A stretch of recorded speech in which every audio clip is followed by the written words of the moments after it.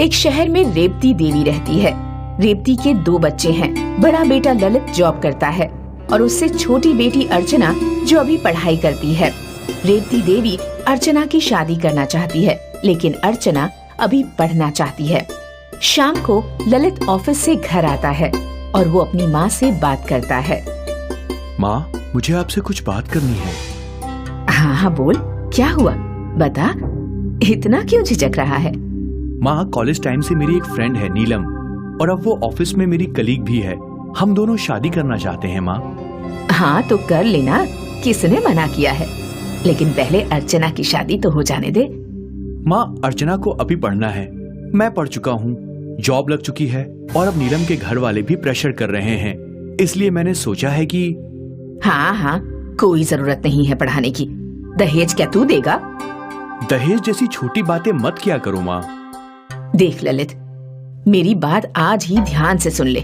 मैं सबसे पहले अर्चना की शादी करूंगी, उसके बाद तेरी करूंगी।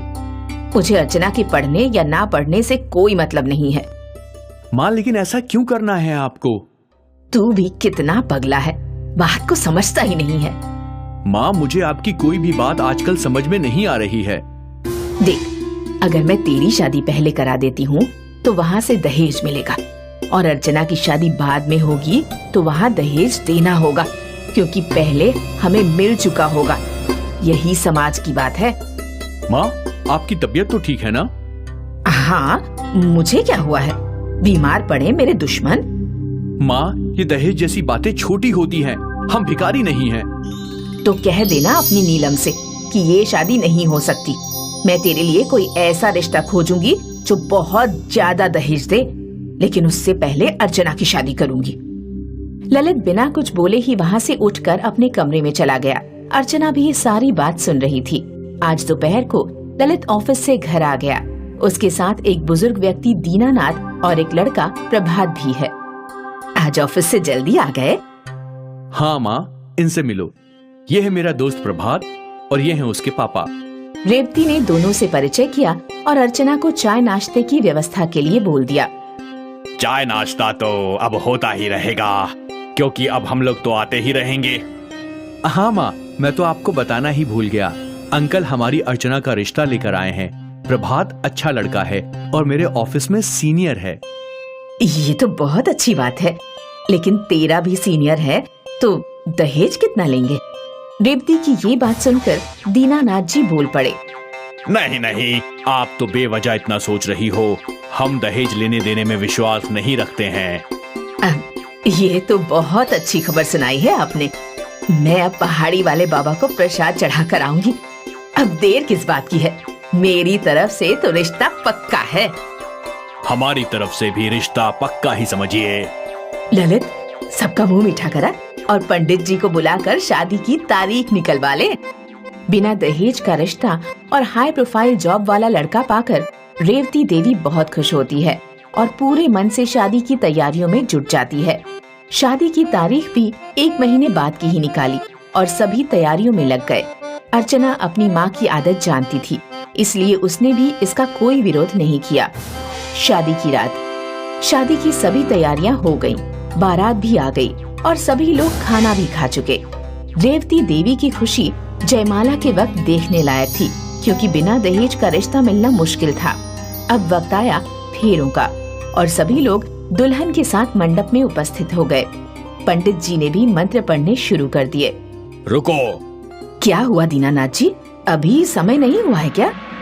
मैं कहना चाहता था कि आप अपनी बेटी को दे रहे हो, वो अभी ले जाओ ताकि समाज भी देख ले। क्या मतलब है आपका? आपने तो कहा था कि आप दहेज नहीं लेते हैं। ये सब कहने की बात होती है, क्योंकि हर व्यक्ति जानता है कि लोग अपनी बेटी को बिना मांगे भी देते हैं। ये हमारा आपसी मामला है। आप अभी शादी हो जाने दीजिए, बाद में बात करते हैं। माफ करिए, ये फैसला अभी होगा, वरना बारात वापस जाएगी। ये बहुत गलत है। दहेज लेना भीख मांगने के समान है। इससे बड़ा कोई पाप हो ही नहीं सकता। रेवती दहेज के विरोध में वकालत करने लगी। तभी ललित भीड़ से बाहर निकल कर आया। माँ, आप जो भी दहेज के बारे में बोल रही हैं, क्या वो सच है? हाँ, बिल्कुल सच है। और इन्हें शादी तो करनी होगी। माँ, आपको याद है ना, आपने मेरी और नीलम की शादी क्यों नहीं होने दी थी? वो अलग बात है। नहीं माँ, वो अलग नहीं है। जिस दिन आपने मुझे बिना दहेज के शादी के लिए मना किया था, तो मैंने अगले दिन पार्क में प्रभात और नीलम को मिलने के लिए बुलाया। तीनों पार्क में जाकर एक बेंच पर बैठ गए। तुमने इतनी इमरजेंसी में हमें यहाँ क्यों बुलाया है? सब ठीक है ना? हाँ यार, बता बात क्या है? माँ ने बिना दहेज की शादी के लिए मना कर दिया है, इसलिए पहले बहन की शादी करेंगे ताकि दहेज न देना पड़े और मुझे मिल जाए। अच्छा, तो ये बात है। ललित, उनके मन में जो धारणा है उसे बदलना होगा। लेकिन बातों का उन पे कोई असर नहीं होगा। कोई नहीं, हम बातें नहीं, प्रैक्टिकल करके दिखाएंगे। और एक बात और, मैं बहुत दिनों से जो कहना चाहता हूँ। हाँ बोलना। अर्चना से मैं शादी करूंगा, वो भी बिना दहेज के। लेकिन पहले आंटी को इसका एहसास कराएंगे कि दहेज कितना गलत होता है। लेकिन ये करेंगे कैसे? मेरे पास एक आइडिया है। माँ, ये हमारी प्लानिंग थी और आपको अपनी सोच अब बदलनी ही होगी। हाँ बेटा, मेरी आंखें खुल गई। दहेज के समय एक माँ बाप के दिल पर कितना बोझ आता है, मुझे समझ में आ गया। अब मैं तेरी शादी भी नीलम से करूंगी, वो भी बिना दहेज के। हाँ हाँ समधिन जी, लेकिन पहले प्रभात और अर्चना की शादी तो हो जाने दीजिए। सभी लोग ठहाका मारकर हंसते हैं और दोनों की शादी हो जाती है। फिर नीलम और ललित की शादी की भी तारीख पक्की हो गई। दोस्तों, जिस प्रकार ललित और उसके दोस्तों ने पुरानी गलत परंपराओं को बहुत ही समझदारी से खत्म किया, उसी प्रकार हर युवा को आगे आना होगा। आकांक्षा का परिवार ऋषिकेश में रहता था। आकांक्षा का ग्रेजुएशन कंप्लीट होने के बाद उसके पापा सुरेंद्र ने उसकी पढ़ाई बंद करा दी। आकांक्षा की माँ ने उसके पापा से कहा, सुरेंद्र, आकांक्षा की पढ़ाई अभी बंद कराना ठीक नहीं। जब तक उसकी नौकरी कहीं नहीं लग जाती, हमें उसे पढ़ाते रहना चाहिए। आकांक्षा को नौकरी करने की जरूरत नहीं पड़ेगी।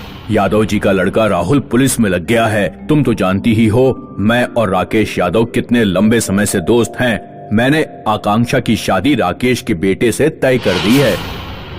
नौकरी लड़के की लगी है।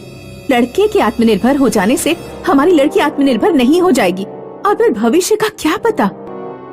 ये तुम क्या बकवास कर रही हो? लड़के की सरकारी नौकरी है और आकांक्षा की उससे शादी हो जाएगी, तो भला आकांक्षा को नौकरी करने की क्या जरूरत? मेरे होते हुए क्या तुम्हें कभी भी नौकरी करने की जरूरत पड़ी? बताओ मुझे। सुरेंद्र ने अपनी पत्नी का मुंह बंद कर दिया और कुछ दिनों बाद शादी की पक्की बात करने यादव जी के घर पहुंचा। राकेश, एक दूसरे के परिवार को तो हम जानते ही हैं, सीधे शादी की डेट फिक्स कर लेते हैं। ऐसे कैसे डेट फिक्स हो जाएगी? पहले लेन देन की बात तो हो जाए। आज से पहले तो तुमने लेन देन की कभी कोई बात नहीं की, और फिर हम अपनी बेटी को शादी में सारा सामान तो देंगे ही। हमारा लड़का सरकारी नौकर है तो लेन देन की बात तो होगी ही। हमें सामान के साथ एक कार और 10 लाख रुपए नगद चाहिए। सुरेंद्र ने किसी तरह कार का इंतजाम तो कर दिया, लेकिन वह नगद कैश सिर्फ 7 लाख ही दे पाया।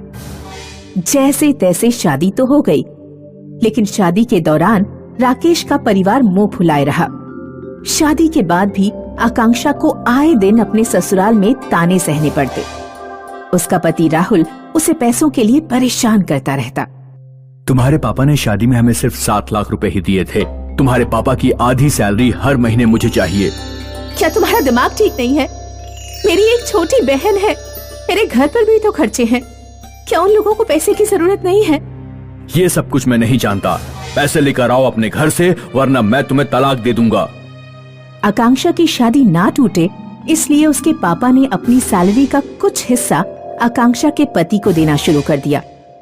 लेकिन एक दिन आकांक्षा के पापा का एक्सीडेंट हो गया। इलाज में बहुत खर्चा हुआ, लेकिन सुरेंद्र बच नहीं पाया। आकांक्षा की माँ के ऊपर मुसीबतों का पहाड़ टूट पड़ा। उन्हें छोटी बेटी की पढ़ाई का खर्चा उठाना था और साथ में घर का खर्चा तो था ही। इनकम का कोई सोर्स नहीं था। सारे पैसे सुरेंद्र के इलाज और आकांक्षा की शादी में खर्च हो चुके थे। आकांक्षा की माँ के दिमाग में एक आइडिया आया। उनका घर बिल्कुल रोड पर था और हर साल ऋषिकेश में बहुत से टूरिस्ट घूमने आते थे। आकांक्षा की माँ ने घर को ही एक रेस्टोरेंट में बदल दिया। माँ अपनी छोटी बेटी के साथ मिलकर रेस्टोरेंट चलाने लगी। एक दिन आकांक्षा रोती हुई अपने माँ के पास आई। क्या हुआ आकांक्षा? क्या ससुराल वालों ने फिर से तुम्हें परेशान किया? माँ, राहुल ने मुझे तलाक दे दिया है। काश शादी होने से पहले मैं अपने पैरों पर खड़ी हो गई होती तो आज मुझे किसी के ऊपर बोझ नहीं बनना पड़ता। बेटी, जो हो चुका उसे याद करके परेशान होने से कोई फायदा नहीं। राहुल और उसके परिवार ने तुम्हारे साथ जो किया है वो उसका परिणाम जरूर भुगतेंगे। तुम हमारे साथ हमारे रेस्टोरेंट में हाथ बटाओ। अगर रेस्टोरेंट अच्छा चलने लगा तो हम आत्मनिर्भर बन जाएंगे। आकांक्षा भी अपनी माँ के रेस्टोरेंट में काम करने लगी। रेस्टोरेंट में बहुत कम लोग आ रहे थे। एक दिन आकांक्षा ने अपने और अपने परिवार पर हुई आप बीती पर एक आर्टिकल लिखकर एक न्यूज़पेपर की ईमेल आईडी पर सेंड कर दिया। आकांक्षा ने वो आर्टिकल महिलाओं को जागरूक करने के लिए लिखा था और उसमें बताया था कि शादी से पहले महिलाओं को अपने पैरों पर खड़ा होना कितना जरूरी है। वो आर्टिकल न्यूज़पेपर में छप गया और लोगों को बहुत पसंद आया। सहानुभूति दिखाने के लिए लोग आकांक्षा की माँ के रेस्टोरेंट पर उमड़ पड़े। उस आर्टिकल के द्वारा उनके रेस्टोरेंट की अच्छी पब्लिसिटी हो गई। बहुत से टूरिस्ट उनके रेस्टोरेंट में आने लगे और रेस्टोरेंट से अच्छी कमाई होने लगी।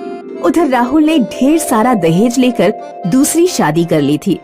फिर उसने अपनी दूसरी पत्नी को भी उसी तरह छोड़ने की कोशिश की जैसे आकांक्षा को छोड़ा था। लेकिन राहुल की दूसरी पत्नी के घर वालों ने राहुल के ऊपर दहेज प्रथा का केस ठोक दिया। एक दिन राहुल आकांक्षा के रेस्टोरेंट में आया।